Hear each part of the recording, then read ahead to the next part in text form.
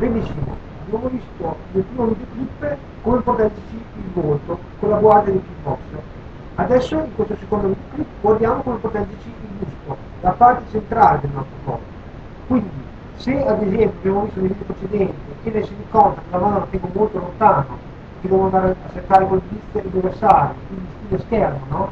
E la mano dietro, stile karate, la tengo nel busto, abbiamo poi visto che nell'eye contact, che man mano non abbiamo giocato pieno, quindi nel full contact, nello kick, nel talo guardia, nel muay thai, la guardia viene sempre più orizzontale.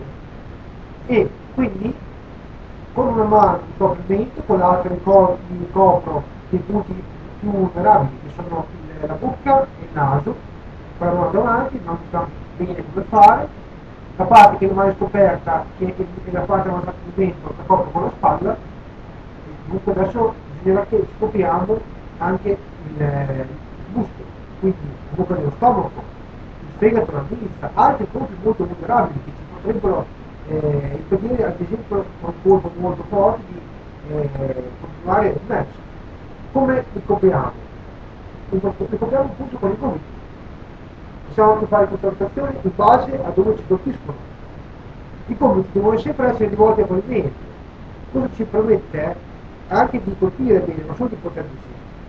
Facciamo finta di avere un filo con un peso che ci impedisce di allargare i gomiti. È tutto un dire, perché anche i professionisti tendono ad allargare.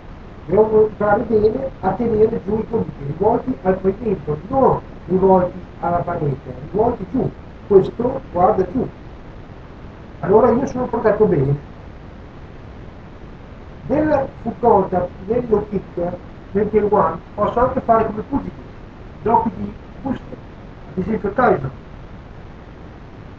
Giusto? Sale, montante, gancio, gancio. Tutte queste cose non si possono fare nel Muay Thai perché ci sono le ginocchia. Come ho detto nel video precedente, le ginocchia non hanno le ginocchiere, come ad esempio i pugni ai guantoni, quindi è molto importante non prendere delle ginocchiate in faccia. Benissimo, come si fa? Si sta con la schiena dritta e con le mani avanzate, sempre con la schiena dritta, non gioco mai il busto come giocherei come abbiamo appena visto, ma sto sempre con la schiena dritta e penso a non prendere innanzitutto le ginocchiate. Mentre negli altri sport è molto importante sia anche muoversi di tronco, ma il fatto che io mi muova di tronco non vuol dire che cambi l'impostazione. Con le mani devo sempre tenere quell'impostazione e con i gomiti devo sempre tenere quella posizione che mi permette di proteggermi il muscolo. Così adesso abbiamo visto anche come proteggerci dalla vita in su. Grazie dell'ascolto.